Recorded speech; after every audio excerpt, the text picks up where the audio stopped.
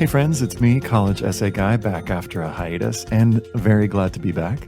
I'm excited to share with you a conversation I had with Sydney Montgomery on 17 things students of color can do when applying to college and how their counselors and parents can support them.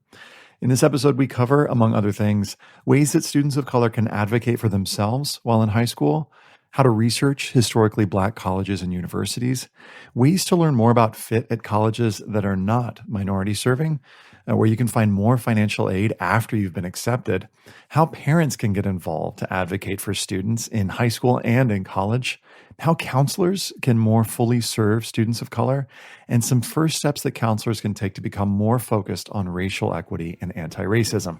All this and more coming up. Well, let's get into it. My guest today is Sydney Montgomery. She is the owner and founder of S. Montgomery Admissions Consulting, with over a decade experience working with and inspiring teachers from all walks of life. In addition to her 7 years working with and managing others at a nationwide educational consulting company, her experiences included being a private performing arts teacher, an academic tutor and mentor. Sydney is a graduate of Princeton with a certificate in French language and culture, Harvard Law School, and the University of California, Irvine, with a certificate in consulting. She's guided high school students through the college admissions process since 2012. She's the daughter of an immigrant mother and a military father, and knows firsthand how daunting the admissions process can be for first-gen college and law school students, and really works hard to push students to be inspired, empowered, and achieve their full potential. She is also an associate member of the IECA, that's the Independent Educational Consultants Association, on both the Graduate School Committee and the Ethics Committee, and a member of the Potomac and Chesapeake Association for College Admissions Counseling. Sydney, welcome to the podcast. Thanks so much for having me, Ethan. Yeah, so I'd love to just check in with you. Like, what's alive for you today? I love that question, and it's so timely. So I have been trying to really set some intentions with my mornings this week. So I've been getting up way earlier than I normally do. I've been getting up at 7 and I've been praying every day. And even though I'm a little tired because I'm waking up so early, it really just invigorates me. And I'm finding that I have this energy that I don't usually have during the day. So it's been really great. I love that. As someone who I've tried to meditate like off and on, like throughout my life, and I just have never been able to get it together. I feel inspired and called to task by, and that's a weird thing to say, called to task by this, but I love hearing that. And thanks for being here. I'd love to understand more about, we've talked about this a little bit, but I want folks to hear a little bit about, why do you do this work, the work that you do? Yeah, so I feel called to it. I feel that I have been really blessed. I mean, my parents didn't go through the traditional college process, and I'm the first lawyer in my family. And I know that most people with a Harvard Law degree would be out, at a big firm, but I really feel strongly that there needs to be more support for Black and Brown students, for first-gen students, and just more information. So I really want to inspire kids and help them get to their full potential. All right, so here are 17 things that students of color need to know when applying to college, and a nice side of advice for parents and counselors along the way. All right, Sydney, kick us off. Yeah, so the first thing that I would absolutely say is you need to own your journey, right? You need to feel empowered and feel inspired that your academic journey and your academic progress is something that you can take control of. And I know sometimes it doesn't feel that way. I know sometimes it feels like, everyone is making decisions for you, or things are sometimes not fair. But I do try to emphasize that they have the power to speak up. So the first thing is, if you're a student and you feel like you haven't been placed in the right class, like if you've been placed in a class that's below your academic level, or maybe you see all your friends advancing and you know that you got the same grade as them, but they're in an honors class and you're not, speak up and ask to, advocate for yourself. I think there's a respectful way that you can, ask to be put into a higher level. And I think that people sometimes underestimate how big an impact this can have, because not only could this drastically change like the long-term 4-year course trajectory, if you're in one class that has a prerequisite for another class, but it will also show your teachers and the people in that school that you take initiative, that you care about your learning. And that can speak action, that can just speak volumes about your character. And I think, parents, especially of younger children, maybe they're in elementary school and they haven't quite learned how to self-advocate for themselves. I want them to feel empowered that they can reach out to the counselors. They can reach out to the schools if they notice this happening. So I encourage them to be vigilant about checking their students' course and level placement, because sometimes it's subtle. Sometimes it happens, it happened even to my own sister, and I'm in this education business. You just notice like, oh, well, why is one of your friends taking this class? And how did that happen? But there's also ways to correct that. There's summer programs that you can take a course to kind of get you back on track. A lot of times these recommendations happen based on teacher perception. Mm-hmm. And, I don't think teachers have a negative agenda or anything like that. But, when you're trying to recommend students for honors classes or AP classes, maybe you don't recommend the student that didn't speak up as much. Maybe that student has a lot going on at home, or they're just quieter. So I think that, students can sometimes, when they speak up, then the teacher is like, oh, well, I didn't know you were interested in this honors or AP class, but of course, I think I can place you there. And counselors at schools can also take notice of students who seem to be overperforming and understimulating courses. Mm-hmm. I think the misconception is that, oh, I'm getting straight A's, I must be doing really great in school. But sometimes getting straight A's is a little bit of a red flag. It's like, well, are you in the highest level in getting straight A's? Could you be challenged a little bit more? I think that's just something people need to be a little bit more aware of. So number 2 is that students really should strive to take courses beyond just the bare minimum that their high school requires. Sometimes counselors and teachers will say, well, you only need 4 credits of this, or you only need 2 credits of that. And you internalize that as that's the goal. And once I hit the goal, I don't have to do anything besides that. I think really when you're a freshman, you don't know what kind of colleges you might be interested as a junior and senior. That's a really big mistake that I see too, is that maybe you didn't think you were even going to go to college as a freshman.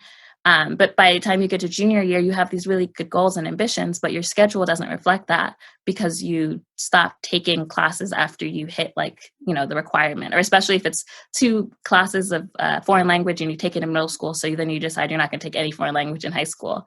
That really does limit your options when you then go to apply. Even if you've done everything right in high school, you may not have taken the classes to be competitive for those selective schools. So, don't take classes that you don't like. Don't take classes that are going to make you miserable. But if there's a subject that you do like, go all the way. Keep going, keep at it. Take 4 years of math. The third thing I would say is that students really need to evaluate their college application list. I think this is another place where students sometimes don't advocate for themselves, or they don't have the confidence in their academic abilities and their academic worth. So this is really important because statistically, minority students, especially low-income minority students, but all minority students, tend to undermatch in the college process. And undermatching means that they don't go to, or a lot of times they don't even apply to schools that are meeting their academic potential.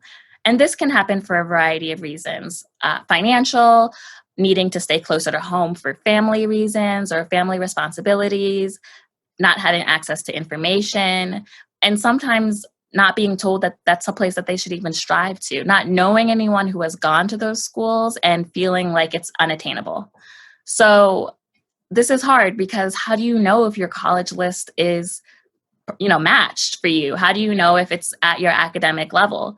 I think there's a few different ways that you can get some estimated objective data.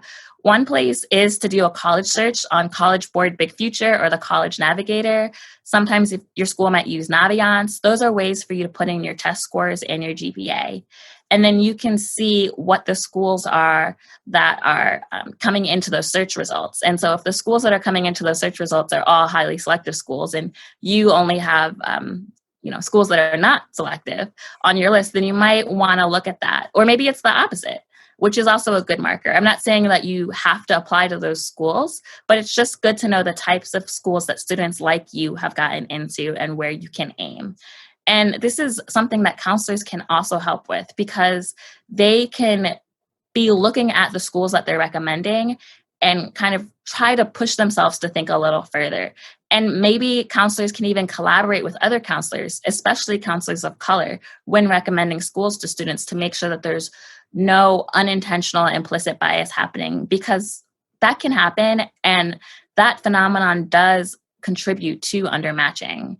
Your counselor's recommendations or dissuasions a little bit sometimes has been shown to happen. And so having checks and balances on the system can help make sure that students are given the appropriate list. Absolutely. Number 4 is that it's equally important that students and counselors have a good fit relationship. And this is also hard because counselors, of course, want to help students and they want to be there for every student. But it's almost like dating. You're not always going to be a really good match, even if both people individually are fantastic. Research shows that students are less likely to seek college when they perceive that their counselor does not expect them to go to college, or when they are unclear about their counselor's aspirations for them. And this perception is sometimes through no fault of the counselor, but the result and the impact is still the same. So students should feel that they have agency to talk to their counselors about any concerns that they have in the relationship. Have an open and frank conversation about your goals, where you see yourself going, and where the counselor sees you going, and how they want to be part of your future, and have it early. And if there are any issues, try to talk that out with your counselor as well. If you're just not getting along, it's not a good fit, want students to feel like they can ask to switch counselors. And I want counselors to try to be open to concerns brought to them by students of color and recognize when it's not a good fit or when there's a counselor that could better serve that student, and not be defensive or take it on as, someone's blaming you. Sometimes there's just a better person for that student. Right. And one thing that I love what you said about, I think that if they're listening to a podcast on college admissions consulting, they probably, your counselors, your students probably know that you expect them to go to college. But one thing that I think is so important that you said is that are the students that you're working with clear about what your aspirations are for them?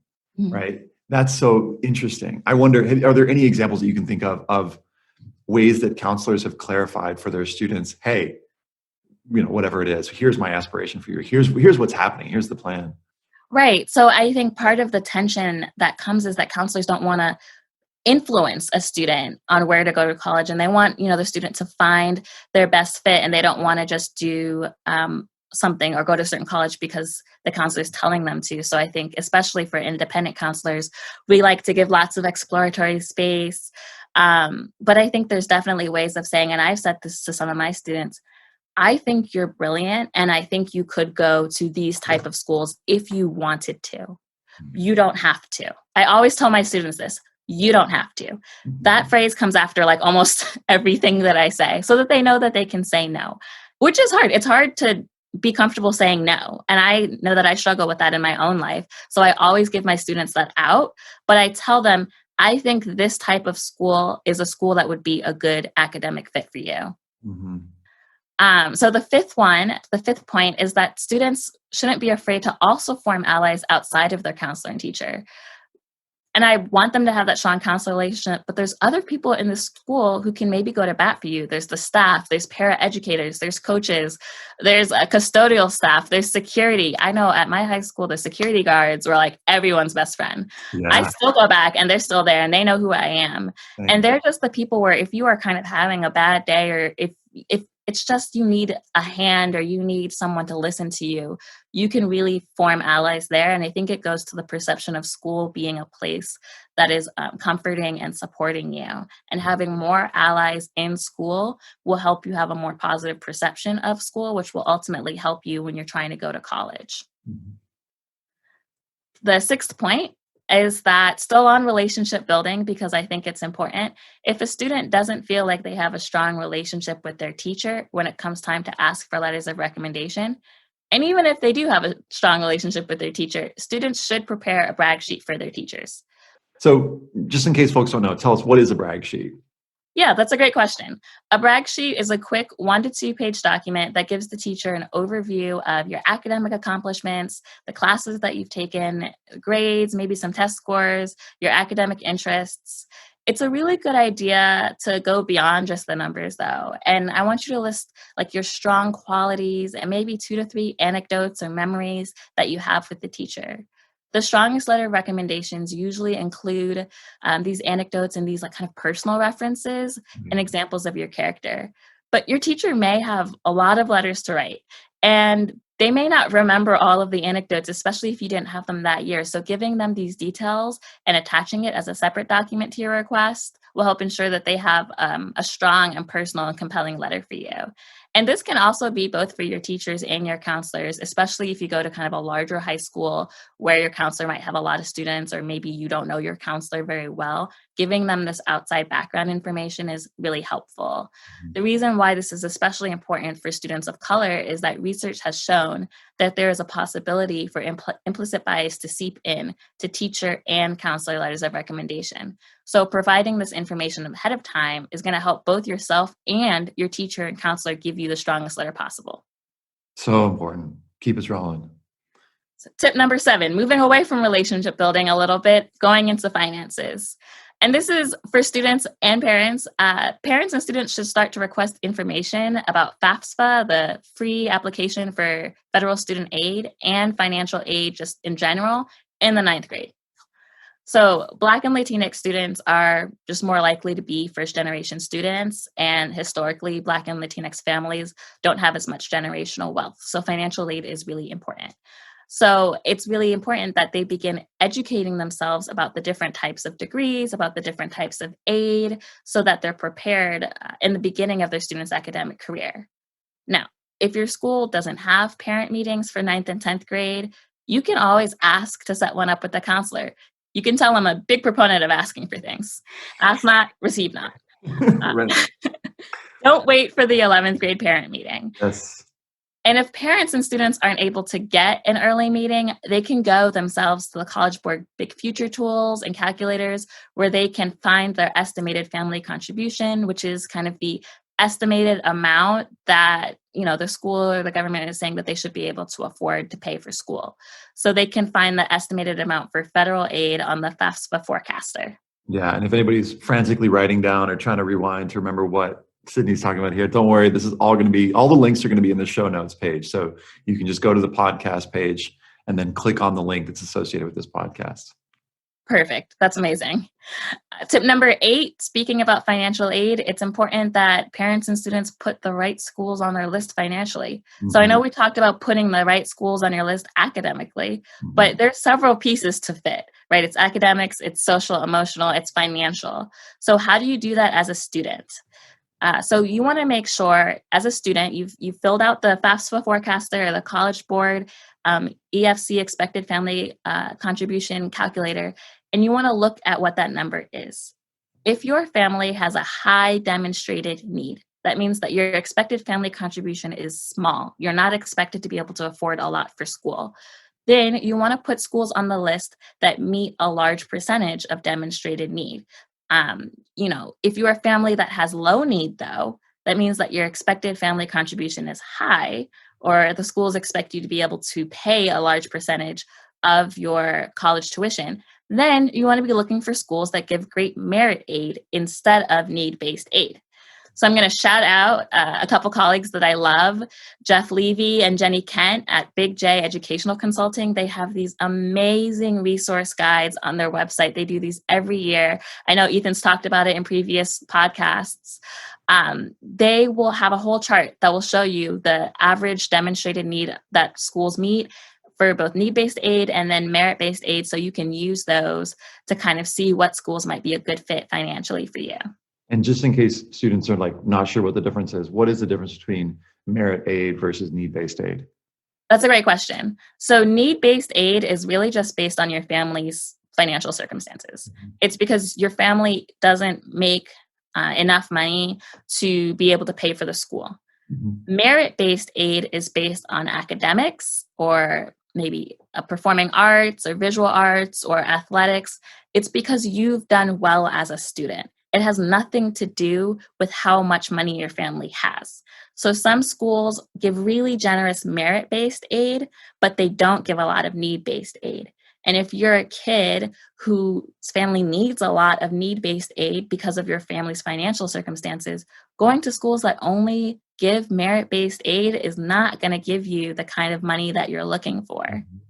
Mm-hmm. Are we going to talk about appeals later, or can we do a quick thing about appeals? We can do a quick thing about appeals now. Yeah, I'll give a quick example from my own experience. I was a 0 EFC kid, which meant that my family, we needed a lot of money for me to go to college. And the first application package came in, great, I got in, awesome. And then waiting to find out. And the money that I got wasn't enough. And I was devastated. I was like, oh my God, I'm not going to make it to Northwestern. And then I don't know if it was my counselor, somebody was like, you know what, just call and ask them. And my dad called, asked them, hey, is there anything we could do? And they said, write a letter, let us know what your situation is. It's called an appeal. And lo and behold, they're like, you know what, we can make this work. So there's a guide that I've got on the website that we'll link to in the podcast on how to write a good financial aid appeal letter in case the money you get, because just know that that's not the end of the story, especially if you act early, because a lot of times students wait and they're like, kind of stressed and they're waiting. And they're like, behind the scenes, that college is like giving away that money. And that when that money's gone, it's gone, in a lot of cases. So anyway. I know, but that's a really good point. And students can do it themselves too. I actually had a similar experience. I got into Princeton, the money came back and it wasn't enough. And, I actually went during the Admitted Students Day to financial aid and just like, look, we need more. I don't even remember if I wrote a formal letter. Now you definitely do, but back then I didn't. I was just like, this is not going to work for my family. And they came back with $11,000 more. And like the aid that you get your first year is usually the aid that you have the next 4 years. Right. And so it stayed at that level. I didn't have to keep going back every year. And that's really important. That was a $44,000 hour. Like that hour that you decided, this is what I like to tell students, is like that hour that you decide to write that letter or make that phone call, that's maybe going to be the best paid hour of your life. Yes. And it takes being vulnerable, but that's how I've always been as a person. And I think sometimes we're afraid to admit when we can't afford things. We're afraid to let anyone find out about our economics. But if people don't know about your situation, they can't help you. Right. Absolutely. Amen. Yes. Keep us going. Great. I'm so glad that we talked about that. So, still on the topic of advocating for yourself, tip number 9 is that when it comes to applying, students should not be afraid to advocate for themselves in the early stages of the college application process. So we talked about appeals at the end of the college application process, but you can actually get some of these application fees waived, even if you don't qualify for free and reduced lunch or fee waiver for College Board or meet a certain poverty level. There are a lot of people who make more money to qualify than for those programs, but then don't make enough to actually pay for things. That was me. That was like my whole childhood. And so you feel kind of stuck. And each application sometimes is $70, $80. It's absurd. But you can email them actually. And I've helped students do this over the years. You can email them directly, and some schools will want a letter from your counselor just explaining the situation. Some schools will need a little bit more documentation, but there are a lot of schools that will work with you. So if you're saying, we don't qualify for anything, but I also can't afford to apply to more than 2 schools, right, pull back out your list, start sending some emails, get your counselor, that goes back to that counselor relationship, get your counselor to help you. And I think you will be able to, have a lot more things work in your favor. Point number 10, while we're still on the subject of college lists, is that students shouldn't overlook the importance of historically Black colleges and universities. Many of these may not be recommended by your guidance counselor, but there are some phenomenal options. Mm-hmm. For example, North Carolina Agricultural and Technical State University, which is often just called North Carolina A&T, it's the single largest producer of Black engineers in the country, So if you're a Black student and you want to be an engineer and you're feeling like there aren't really great options for you, there are really great options for you. Mm-hmm. There are a few good resources for looking up information on these HBCUs. The 107 is the first and only searchable database of all academic programs offered by HBCUs. It's definitely a resource I would bookmark. HBCU Lifestyle also has college profiles of the HBCUs, as well as scholarships and information for parents on financing and just like what it's like to be Black in college. I think those are 2 phenomenal resources. There's also a resource called HBCU Connect, which is fantastic. They've got social media out there, so you can definitely find them. There were some virtual tours that happened this year. Post-COVID and pre-COVID, I know that there are groups that do these HBCU tours, like you can go in person at like a low cost. So definitely look those up. And even if you've not heard of the school, right? It can be cool to sort of just get to know, because you never know where you're going to end up. You never know who's going to be the one to tell you about such and such school that wasn't even on your radar. Suddenly you hear about it and boom, it changes the trajectory of your life. Yeah. And a pro tip, kind of a bonus tip, is that if you see an HBCU at a college fair in the fall or sometimes in the spring, I mean, I did the virtual HBCU tours in May. A lot of them have on the spot admissions. Right. A lot of them have on the spot scholarships. I mean, my church does an HBCU college fair. I go to Mount Calvary Baptist Church in Rockville, Maryland. And I think we gave like over $100,000 in scholarships that day. Wow. No, so tell a student what an on-the-spot admission and on-the-spot scholarship like literally means. Like, what does that mean? It literally means you come to the college fair with your transcript and maybe a printed application form. Sometimes they have them there for you. And you literally just give it to them. Mm-hmm. And they admit you right there. Like, and they tell you right then and there, you're in. Yes, that's it. Like, great. And sometimes, especially if your GPA is such, or you want to bring your test scores if you have them. But if you meet certain thresholds, it's like, you're in and here's $20,000 a year. Boom. Just Boom. like that. Yeah. You don't have to have an application fee. You didn't even really have to apply. You were right there. And that's what they're about. They're about getting students in college. It's not that they are, sometimes there's a misconception that if a school is super easy to get into, it's not a good school. That's not what it's about. It's about increasing access, because they know that there are so many students who don't know how to do the application process, who don't have the funds for it, who don't have someone to guide them through it. And so they're opening the doors. Yes, they're easier perhaps to get into, but then when you get there, the mentorship and the resources specifically for Black students for helping you achieve the alumni network that you have, they're going to be set up for success. And a lot of times they're significantly cheaper than other options, because they're not trying to have you get into debt either. Right. What you can hear, y'all, I hope students are listening to this, that like, we want y'all to have options. So it's okay to apply to those highly selective schools, but know that nationally speaking, most schools accept most students. Mm-hmm. Okay. Like most schools have a higher than a 50% acceptance rate. So colleges are looking to accept you. Now, if you're only applying to these highly selectives and you're like, if I don't get into whatever, these 3 schools, I'm not going to go, whatever, I'll get a job. I'll go to community college. Just know that there are schools out there that want you, that are looking for you. If you're willing to apply, if you're willing to work hard, they want to make it work. So yeah, no, and I think the statistic that I read somewhere was over 75% of schools admit over 75% of their students. Yeah.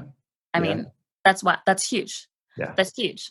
Yeah. So tip number 11, let's say, okay, you are researching schools and you're not looking at an HBCU. You're trying to determine like, okay, how is this maybe predominantly white institution? Like, how is it a good fit for me? How do I know that? I would ask you to speak to students in the Black Student Union or other cultural affinity groups when you go to visit, either in person or virtually.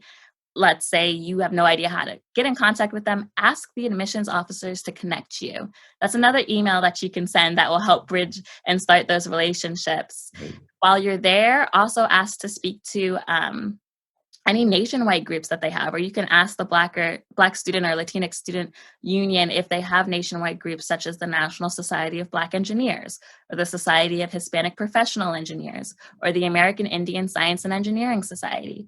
Those organizations, they're student-run usually, but they connect to a much larger professional network after graduation that lasts forever, that will help you get jobs, that will help you get internships, that will help you when you're 40 and looking to make a career move. Like, you can always rely on those organizations. They're so invaluable.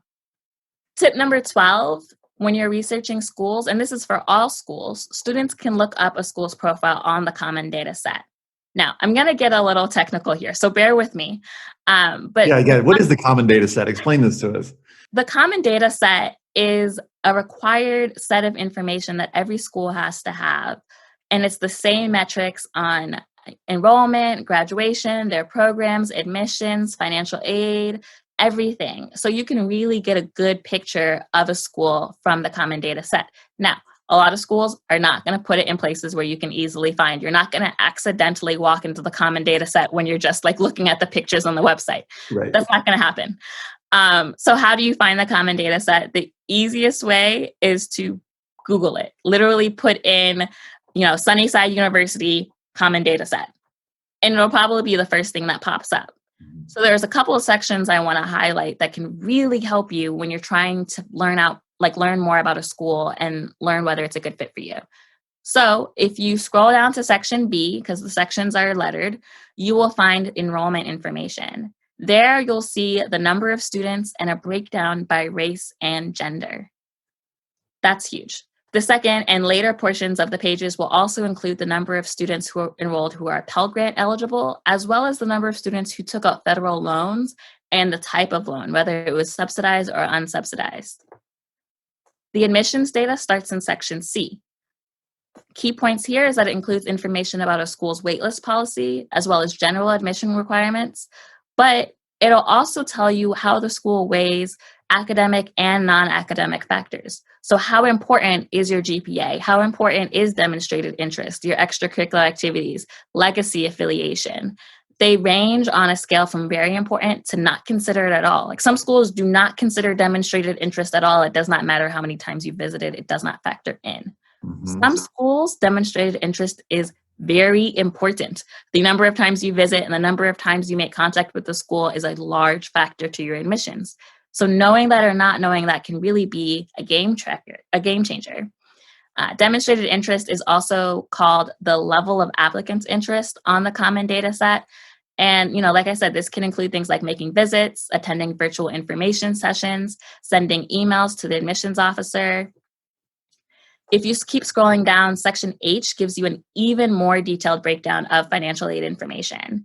And these data points can be really helpful when you're looking at your own financial situation. Great. And just a quick side note that if you're hearing this and you're like, demonstrated interest, I haven't heard of that, or I'm not sure what that's about, on the show notes page, you'll see a whole guide to demonstrated interest and how you can use that in your application process. That's something that I think a lot of students don't think about it in terms of, they're usually thinking about, oh, my grades and my test scores, and maybe they're thinking about their essays and extracurriculars. But showing schools the love that you care, especially some of these smaller schools, that you would be likely to accept an offer if you were offered a place there, can be huge. Now, not necessarily for all schools, like you're saying, Sydney, but that's, by the way, in section C7, I have it memorized, of that common data set. So just wanted to underscore that. Thank you.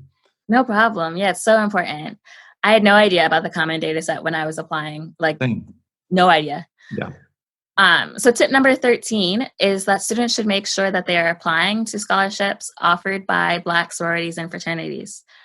There are so many scholarships available to you.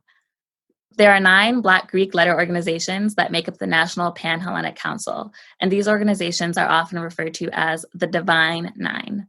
So most of the Divine Nine offer scholarships for African-American high school students, and not just rising seniors. Some of them are for freshmen, sophomores, juniors. There's a lot of opportunities there. Students should also look at scholarships through the United Negro College Fund. I've got links to that in the show notes, I believe.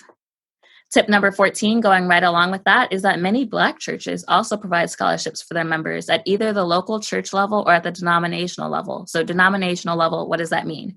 So like I said, I go to Mount Calvary Baptist Church. We are part of the American Baptist Churches of the South. So that Baptist denominational level would have some scholarships. You might be Episcopalian, you might be Methodist. You want to look at those kind of national organizations. Mm-hmm. Tip number 15, when you're applying to these scholarships, and also when you're applying to colleges in general, don't discount things like church activities, right, helping out at home with younger siblings, yes, working at the grocery store. So many people are like, I don't have extracurricular activities. I'm like, what do you do all day? Mm-hmm. And then they start listing all of these things that are taking your time. Those are extracurricular activities. Mm-hmm. Those are the things that you're doing. You're contributing. If you're working a job, you're contributing. You maybe have some teamwork. Maybe you have some leadership. If you have leadership, if you're taking care of your sibling, you have initiative. If you're in your church, you are giving back. Sometimes you're civic minded.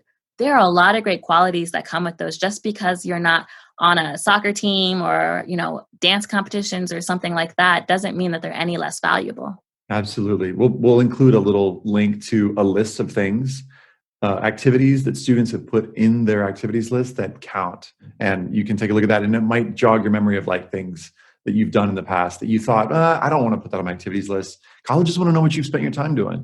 If they look at your activities list, right, and it's kind of bare bones, it's kind of got one thing in there. They're like, well, what have you spent your time doing? Those things that, like you said, supporting your family, that's huge. That's huge. And colleges want to know about that. It shows a lot of maturity, a lot of growth, and a different perspective that they definitely want. Yeah. And one of the things we'll add there is like sometimes students get tripped up with, well, how do I describe it in a way that sounds good, And so we'll include a little link that explains just how to describe that. So you'll see some examples of that. That's great. Tip number 16 is tangentially related, but when you're thinking about, the activities that you're doing and you're thinking about your contributions academically and extracurricularly, I want you to be thinking also about the type of academic programs that you're in. And some of those may be specialized programs. You might see magnet programs or, advanced enrollment programs. I know at my high school, Clarksburg High School, we had an advanced placement power scholars program. And so every school district is different, but students can find out about these by asking their guidance counselor, either in elementary school or middle school, or just knowing to Google. I think knowing that these programs are out there is one of the biggest things. And parents can also find out about these programs through the PTSA. And by the way, the S in PTSA stands for student. So students can get involved with their PTSA. They don't sometimes know that. And then parents and students can contact their local school board if they want to find out more about these programs and how they get into them. Yes. And my final tip number 17, along with that, is on a policy level, parents can push school districts and boards of education to fund schools on an equitable rather than an equal basis to combat education disparities.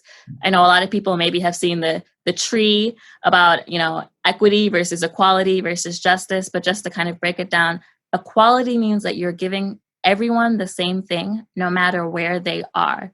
So you're giving a rich school the same amount of money as you're giving a lower income school. Equity means that you are giving everyone what they need to get to the same level. So you're giving more money to the lower income school than the rich school so that they can be on the same playing field. And so there's a lot of times where these programs don't end up in lower funded schools, or the money doesn't end up in lower funded schools. So parents, I want to empower you and I want to encourage you to contact your local city or county council, contact your local board of education. If there's a PTSA, get involved that way so that you can learn the information that you need to advocate for larger policy changes. This equitable funding can go towards ensuring that students have access to better technology, smaller class sizes, well-trained teachers, culturally competent trained teachers, and just resources to support your students, because we have to advocate for our own. Before we wrap, I'd love for you to just speak directly to counselors for a minute or two and just give us a sense of what are some things that they can be doing and thinking about.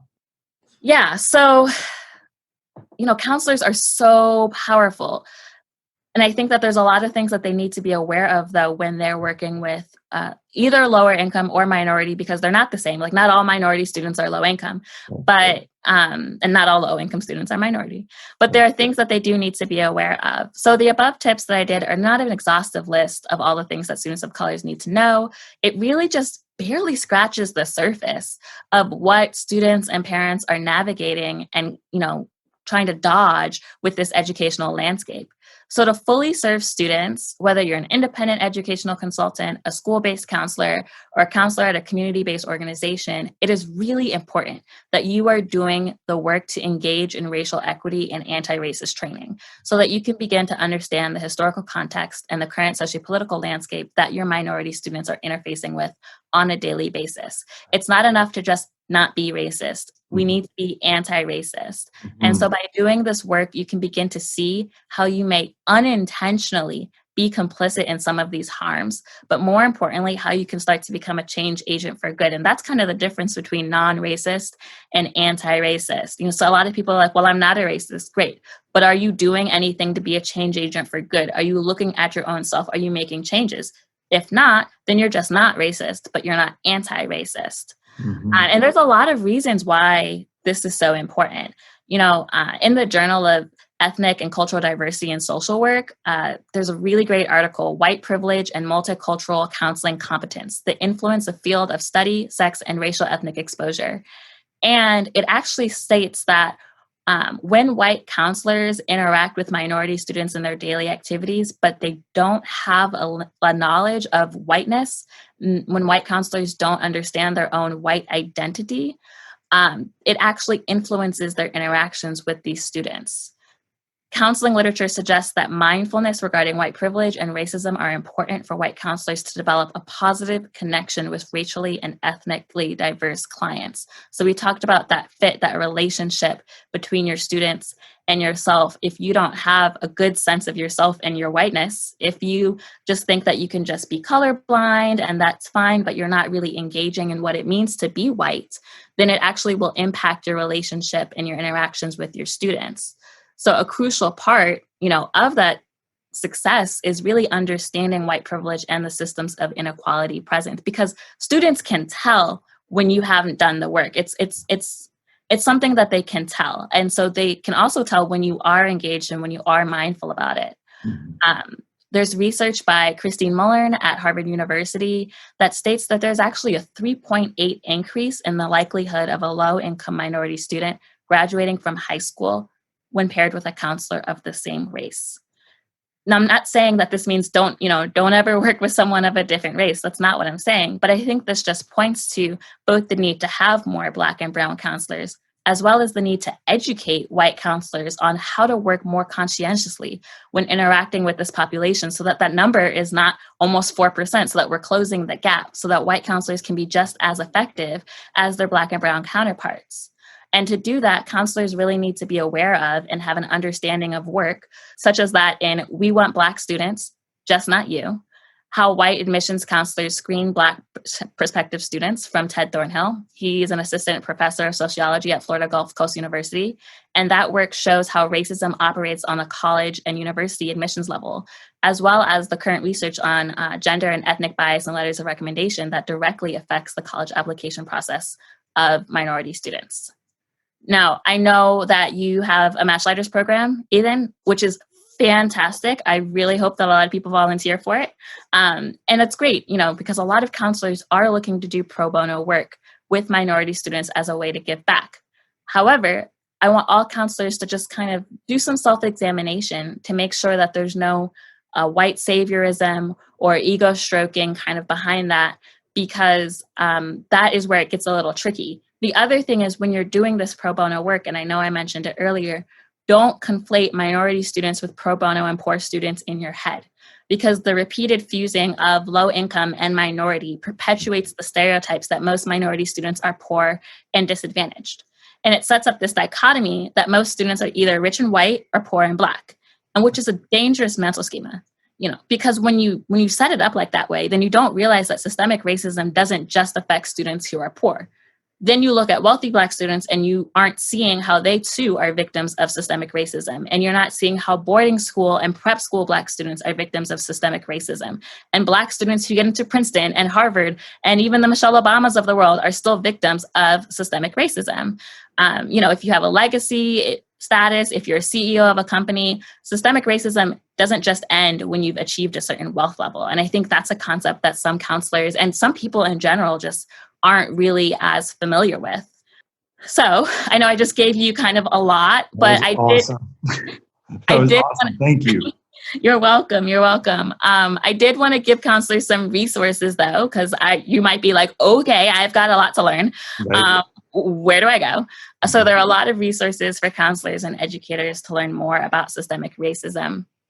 A great resource is the Institute for Anti-Racist Education.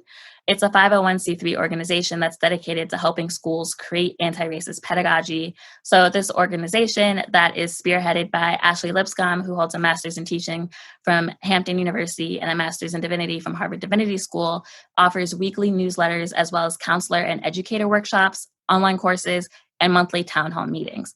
They have an introduction, a language 101 course that kind of helps educators gain the language needed to engage in confronting racism in education and get that deeper understanding. So if you're like, I don't even have the words to engage with this, that language 101 course is good for you.